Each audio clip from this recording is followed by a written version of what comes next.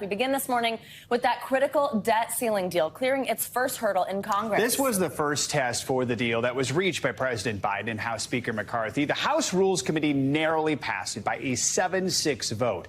Now it goes to the full House for a vote later today, and its fate there is still very much up in the air. It needs a majority of the House to pass and will likely need some Democratic votes to get through. Some hardline Republicans, they're blasting the bill, saying it doesn't cut the budget enough.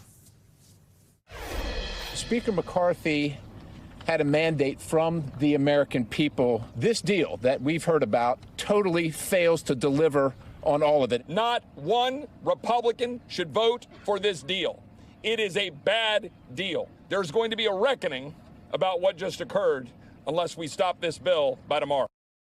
NBC News Capitol Hill correspondent Allie Vitali and Chief White House correspondent Peter Alexander join us now. Good morning to both of you. Allie, let's start with you. It is called the Fiscal Responsibility Act, and as we just heard, some lawmakers feel it is not fiscally responsible enough. Others say it goes too far. So how are things looking ahead of tonight's vote?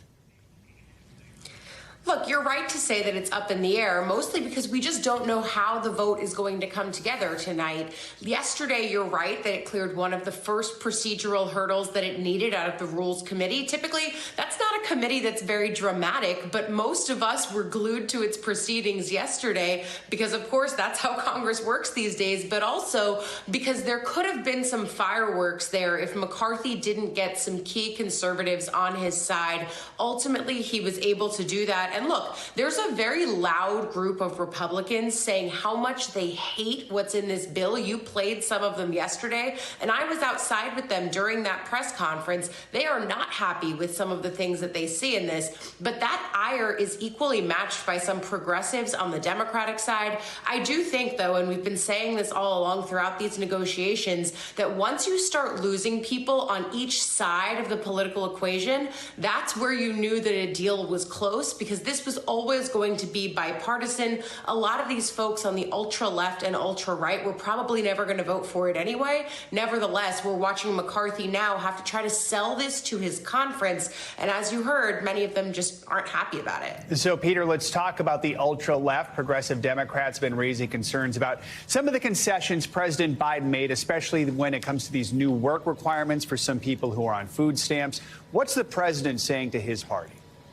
Well, the president's argument is that this will avoid a default. He says that all sides have agreed the default has to be off the table right now. As it relates specifically to those work requirements, we heard from the budget director, Shalonda Young, who came to the White House just yesterday, and she made the argument that this deal is fair. It's a bipartisan deal, which by its very nature, she says, is a compromise. And specific to those work requirements, Joe and Savannah, she said that they did carve out some exemptions for the homeless and for veterans. So it's certainly not what all Democrats want. It's not what most Democrats want, but they say most significantly it does avoid a default, which avoids the economic catastrophe that this White House was concerned about, specifically because many Americans certainly would have blamed the president if Washington wasn't able to figure this out. So, Allie, looking ahead, if the bill does pass the House, it heads to the Senate. Will the deal face as many challenges there? Look, I think that once it heads to the Senate, it's not a question of if, but when. And the reason that I say that is because senators can decide to do this as quickly or as slowly as all 100 of them decide to do. We've already seen from several of them that they want to gum this process up. They want to slow it down and make it as procedurally tough as possible, because there are just as many Republicans on the Senate side of this who don't like what they see as on the House side. That being said, it's still just a vocal minority. As we're doing our unofficial whip count, we've got no reason to think that this is in danger on the Senate side, at least not yet, especially when you hear the leaders from both parties talking like this. Watch. House Republicans focused on reaching a bipartisan agreement to put reasonable caps on federal spending. I commend President Biden and his team for producing a sensible compromise under the most difficult of circumstances.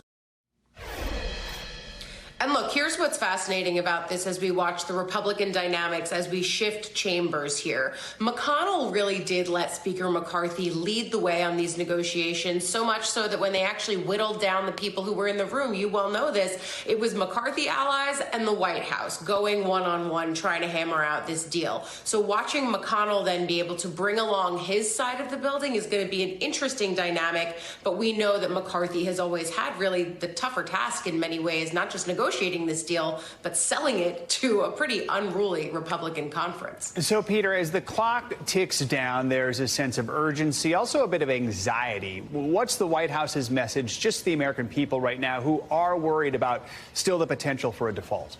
Well, the White House makes the argument that it did its part here, and now it's in the hands of lawmakers. They feel strongly that this will pass, that it is a compromise, that both sides can say we didn't get everything, but at least we got something here. Certainly for Democrats, the something feels not as big as some progressives want it to be. But the argument that you hear from the White House is that they avoid a default, they avoid the economic catastrophe, the global economy crashing that they were worried about. And retirement accounts, they say, will no longer be in flux. And in the words of the budget director here, will view that as a win any day.